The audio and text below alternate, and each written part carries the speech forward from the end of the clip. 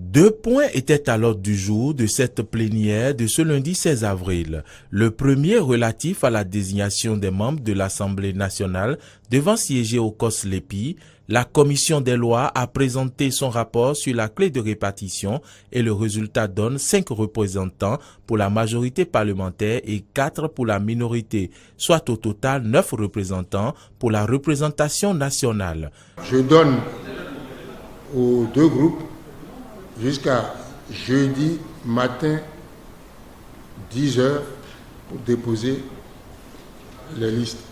Jeudi matin, nous allons procéder au vote des représentants du Parlement au sein du COS-LEPI.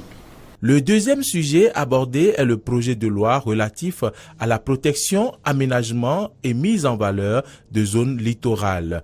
La commission du plan et de l'équipement a produit son rapport qui montre l'intérêt du projet pour notre pays. C'est un dossier normalement que les collègues connaissent bien.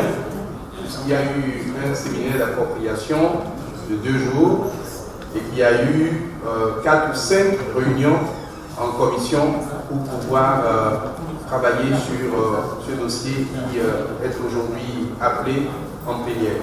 Le ministre du Cadre de vie, José Didier Tonato, a apporté quelques précisions sur l'importance de ce projet de loi. C'est vrai, la pression démographique y est très forte. Les actions anthropiques mettent chaque jour en danger ce littoral-là et ses écosystèmes. Beaucoup d'interventions, de projets de développement sont situés dans cette zone-là, qui est une zone de forte production qui conditionne également la croissance économique de notre pays. Il était important, compte tenu des nouvelles sauvegardes environnementales en vigueur dans le monde, que nous nous dotions de cette loi pour organiser la protection et le développement de notre zone littorale. Tant au niveau du budget national qu'au niveau des partenaires techniques et financiers, plusieurs projets sont conditionnés par ce vote qui rassure les partenaires que les ressources qui vont être consacrées à l'aménagement de la zone littorale vont être faites en respectant l'environnement.